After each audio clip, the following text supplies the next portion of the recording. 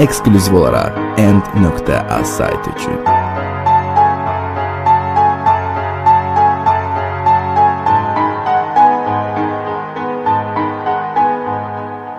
Gözlerim ağlamasın, canım neylesin?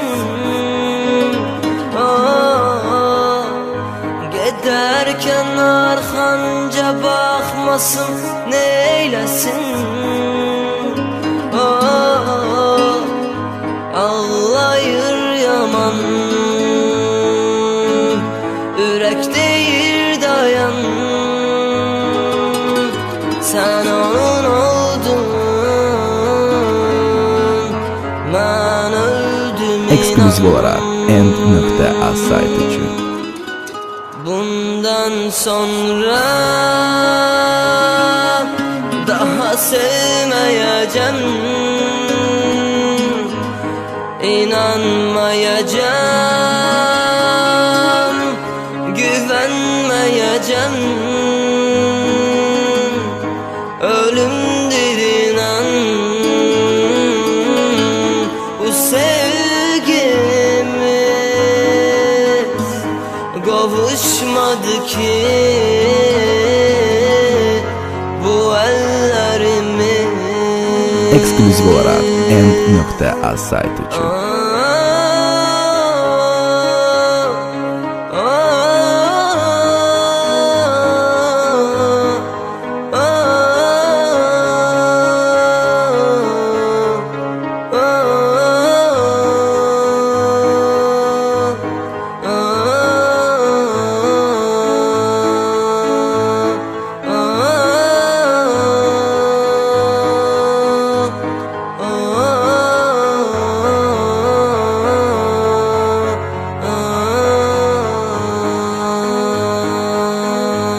Eksklüziv olarak End.az saytı için.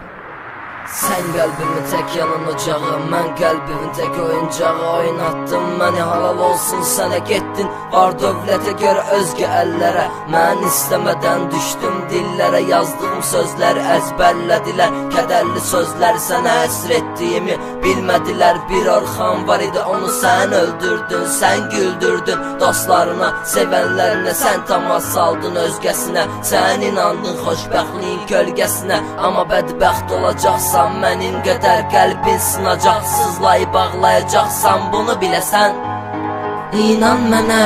Eksklüziv olarak End.az saytı Bundan için. sonra daha sevmeyeceğim, İnanmayacağım, güvenmeyeceğim. Ölümdür inan bu sevgimiz, kavuşmadı ki